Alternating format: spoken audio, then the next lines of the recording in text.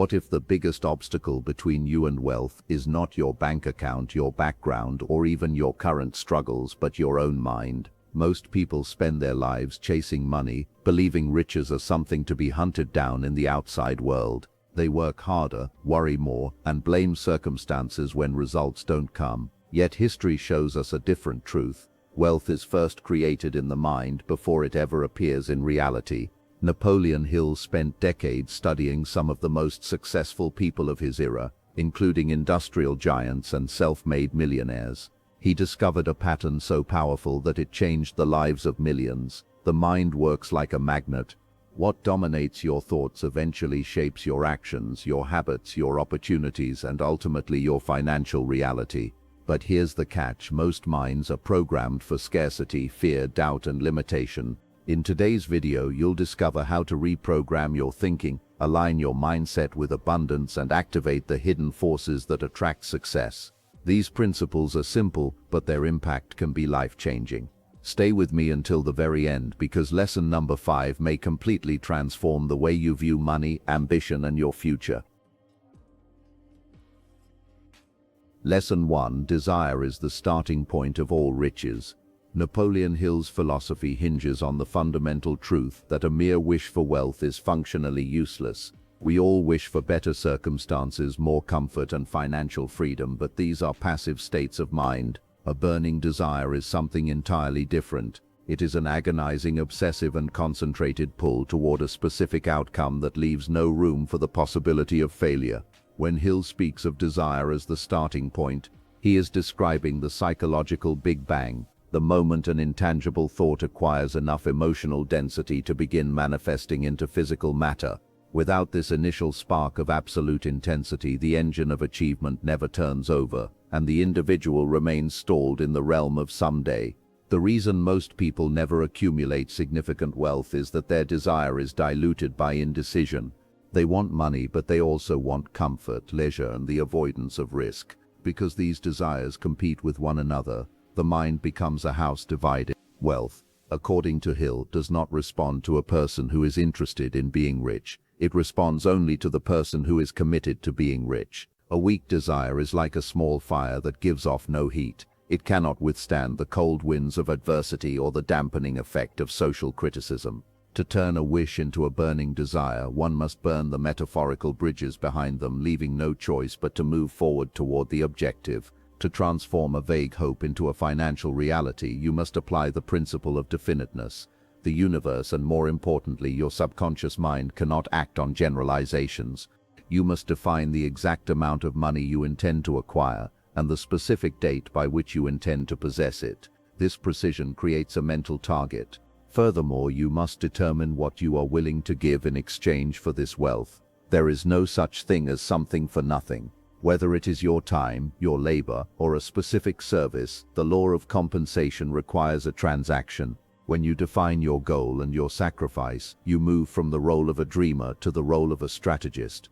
As this desire transitions into a healthy obsession, your brain's reticular activating system RAS begins to filter the world differently. Suddenly you notice headlines, conversations, and business opportunities that were previously invisible to you. Your energy sharpens because your focus is no longer scattered across a dozen trivial interests. You begin to operate with a money consciousness, a state of mind so saturated with the intent to succeed that you begin to see yourself as already in possession of the wealth. This isn't just positive thinking, it is the biological and psychological alignment of your entire being with a single unyielding purpose. A powerful desire serves as the ultimate fuel for persistence. When the path becomes difficult, and it inevitably will, the person with a casual wish will find a logical reason to quit. However, the person possessed by a burning desire views obstacles as mere puzzles to be solved. To them, the goal is not optional, it is a necessity for their very identity. Riches begin when the bridge to retreat is destroyed. By elevating your desire to the level of a white-heat obsession, you provide yourself with the mental stamina required to endure the long, often lonely road that leads to the heights of financial achievement. Lesson 2: Faith programs the mind for success. Faith, in the context of Napoleon Hill's teachings, is far removed from religious dogma or blind optimism. It is the deliberate state of mind induced by self-suggestion. It is the ability to see a result in the mind's eye so clearly that the body begins to react as if it were already a reality. Hill argues that faith is the only known antidote for failure. When you marry a thought with the emotion of faith, that thought becomes vibrant and magnetic. It ceases to be a sterile idea and becomes a living force that the subconscious mind recognizes and acts upon with urgency. Without faith, a goal is just a sentence. With faith, it becomes a command. The subconscious mind is an indifferent servant. It does not possess the capacity to argue, judge, or distinguish between a constructive thought and a destructive one. It simply accepts whatever is impressed upon it through repetition and emotion. If you spend your days harboring thoughts of poverty, lack, and bad luck, your subconscious will dutifully accept these as instructions and work to manifest those very conditions in your life. Most people are unaware that they are constantly programming themselves for mediocrity by identifying with their current limitations rather than their future possibilities. To break this cycle, one must take conscious control of the mental input. Programming the mind for success requires the aggressive replacement of limiting beliefs with empowering ones. When you tell yourself money is hard to come by, you are essentially setting a ceiling on your earning potential. To raise that ceiling, you must adopt a new narrative. By affirming that opportunities are seeking me out or I am providing immense value to the world, you begin to rewire the neural pathways associated with your self-worth. At first, this practice might feel like a lie, but the subconscious does not know the difference between a fact and a focused imagination. Through consistent repetition, the lie eventually becomes your psychological truth. Faith is built in the laboratory of the mind through the marriage of thought and feeling. If you repeat an affirmation but feel a sense of dread or disbelief in your gut, the subconscious will prioritize the feeling over the words. Therefore, the secret to building faith is to cultivate the feeling of success. You must learn to summon the pride, the relief, and the excitement of having achieved your financial goals before they actually happen. This emotionalized belief acts as a catalyst, accelerating the process of turning mental energy into physical form. It transforms the seeker from a person who hopes things will get better into a person who knows they will. Once this internal shift occurs, your external behavior follows suit with startling efficiency. You stop hesitating when an opportunity arises. You speak with more authority. You take calculated risks that you previously feared. This is because your mind is no longer fighting a war between what you want and what you believe you deserve. When faith becomes the dominant vibration of your mind, doubt is crowded out. This mental state attracts the people, resources, and ideas necessary for the realization of your plans. Ultimately, faith is the bridge between the invisible world of thought and the visible world of riches. Lesson 3. Autosuggestion shapes your financial reality. Autosuggestion is the steering wheel of the mind.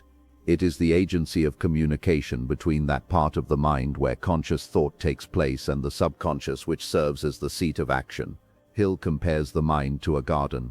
If you do not deliberately plant seeds of your own choosing, seeds of abundance, courage, and wealth, then the winds of chance will blow in the weeds of fear and poverty. Autosuggestion is the daily practice of gardening your mental landscape. It is the realization that your internal dialogue is the most powerful creative force in your life, and that by mastering it, you master your destiny. The primary tool of autosuggestion is the spoken and visualized word. To influence the subconscious effectively, one must develop the habit of reading their written statement of financial desire aloud twice daily. This isn't just a ritual of rote memorization. It is a process of sensory immersion. As you read your goals, you must see yourself in possession of the money, feel the texture of the life you are building, and hear the sounds of your success. The more senses you involve in this visualization, the more real it becomes to the subconscious. Over time, these repeated impressions create a mental blueprint that the mind feels compelled to follow. Your external reality is almost always a lagging indicator of your internal conditioning. If your bank account is empty, it is often because your mental account has been overdrawn by years of self-deprecating thoughts and a scarcity mindset. To change the reflection in the mirror, you must change the object in front of it. Autosuggestion allows you to bypass the critical, cynical filters of the conscious mind and plant your desires directly into the fertile soil of the subconscious. By consistently feeding your mind images of growth and prosperity, You begin to dissolve the mental blocks that previously made wealth feel like something meant for other people. The effectiveness of autosuggestion depends heavily on your ability to reach a state of concentrated focus. This is why Hill recommends performing these exercises in a quiet space, perhaps just before sleep or immediately upon waking, when the veil between the conscious and subconscious is thinnest. In these moments, your mind is most receptive to suggestion. You are essentially hacking your own psychology, installing the software of a millionaire into the hardware of your brain. Every time you visualize your success with conviction, you are tightening the alignment between your current self and your future, wealthier self. Ultimately, autosuggestion is the process of changing the inner script.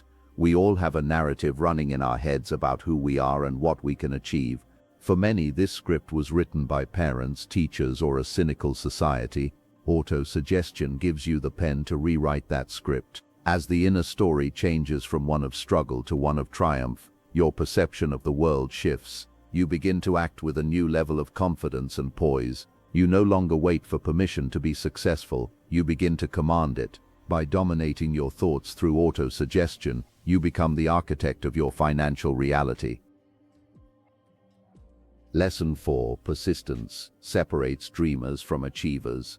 Persistence is the insurance policy of the successful. It is the quality that transforms a temporary defeat into a stepping stone rather than a tombstone. Napoleon Hill observed that most people fail because they are good starters but poor finishers. They are easily discouraged by the first sign of opposition or the first period of slow progress. Persistence, however, is a state of mind that can be cultivated. It is the refusal to accept any outcome other than total victory. In the world of wealth creation, the ability to endure is often more important than the ability to innovate, as even the best ideas require time and resilience to bear fruit. A crucial part of mastering persistence is reframing the concept of failure. To the persistent mind, there is no such thing as failure, only feedback. Every time a plan fails or a deal falls through, the persistent individual looks for the seed of an equivalent benefit within the setback. They realize that a temporary defeat is simply a signal that their current plan was not sound. Instead of quitting, they adjust the plan and try again. This iterative process is how the great fortunes of history were built. The path to riches is rarely a straight line. It is a series of corrections, and only those who stay on the path long enough to make those corrections ever reach the destination.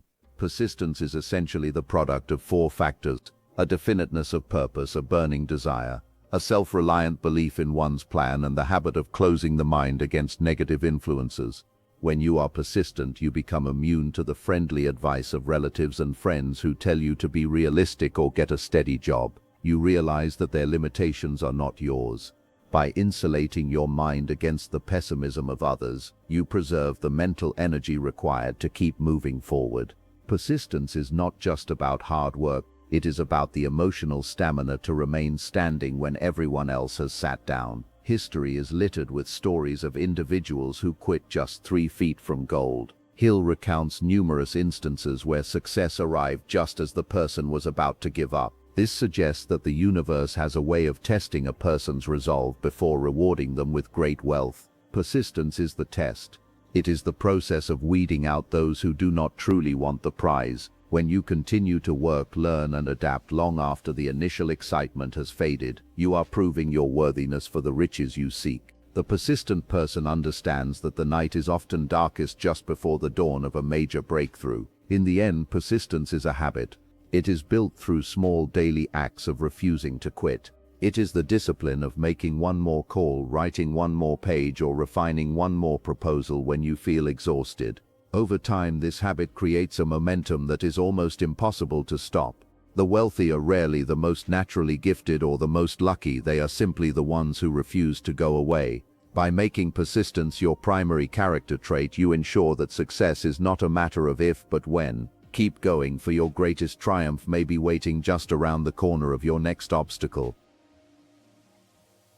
Lesson 5. Master your environment and associations. The human mind is a highly sensitive instrument that constantly absorbs the vibrations of its surroundings. Whether you realize it or not, your environment is the silent architect of your destiny. If you inhabit a space both physical and social that is characterized by low expectations, gossip, and a fear of the unknown, your own thinking will eventually mirror those qualities. Napoleon Hill emphasized that riches are rarely found in isolation. They are attracted by an environment that fosters growth and high standards. To change your life, you must often begin by changing the scenery and the people who populate it. The concept of the mastermind is Hill's most famous contribution to the study of environment. He defines it as the coordination of knowledge and effort, in a spirit of harmony between two or more people for the attainment of a definite purpose. When you associate with people who are more knowledgeable, more disciplined, or more ambitious than you, their energy rubs off on you through a process of psychic osmosis. Your standards naturally rise because you are surrounded by people for whom success is the norm. Conversely, staying in a toxic social circle requires a constant draining expenditure of energy just to maintain your current level, leaving you with nothing left for growth. Mastering your environment also means being the gatekeeper of your mental input. In the modern world, we are bombarded with information that is designed to trigger fear, outrage, and a sense of powerlessness. If your daily diet consists of negative news cycles, mindless entertainment, and the poverty talk of uninspired peers, you are effectively poisoning your own potential. Guarding your mental environment like treasure means being ruthless about what you read, what you watch, and what you allow yourself to discuss. You must create a mental sanctuary where only ideas of abundance, strategy, and excellence are permitted to reside. You must ask yourself two vital questions: who influences my thinking, and what ideas dominate my attention? If the answer to the first question is a group of people who are bitter or stagnant, you are in grave danger. If the answer to the second is a list of problems you cannot control, you are wasting your creative power. To attract riches, you must deliberately seek out success-conscious associations. This might mean joining professional organizations, finding a mentor, or simply spending time in places where high achievers gather. Your future self is a composite of the 5 people you spend the most time with and the ideas you engage with most frequently. Ultimately, creating an atmosphere of wealth is about intentionality. It is about designing a life where discipline is respected, where big ideas are welcomed rather than mocked, and where the possibility of success is constantly reinforced. When your environment is aligned with your goals, achieving them feels like swimming with the current rather than against it. You no longer have to fight your surroundings to make progress. Your surroundings actually propel you forward. By mastering your associations and your atmosphere, you create a fertile ground where the seeds of desire, faith, and persistence can grow into a massive harvest of financial abundance. Attracting riches is not about luck, magic, or wishful thinking. It begins with mental discipline. The principles taught by Napoleon Hill remain powerful because they address the true source of transformation: thought. A clear desire gives direction. Faith removes inner resistance. Auto-suggestion reprograms limiting beliefs. Persistence builds momentum through adversity, and the right environment protects your vision. These lessons may sound simple, but simplicity should not be mistaken for weakness. Repeated consistently, these ideas can alter your habits, your decisions, and your relationship with money. Your current circumstances do not have to define your future. The mind is trainable.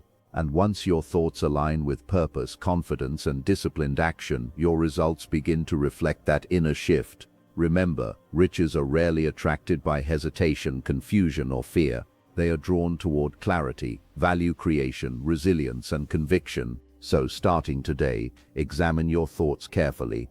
What are you feeding your mind? Because the life you create tomorrow is being shaped by the thoughts you entertain today. Train your mind with intention. Protect your focus, and keep moving forward. Your financial transformation may begin with something invisible, but its results can become impossible to ignore.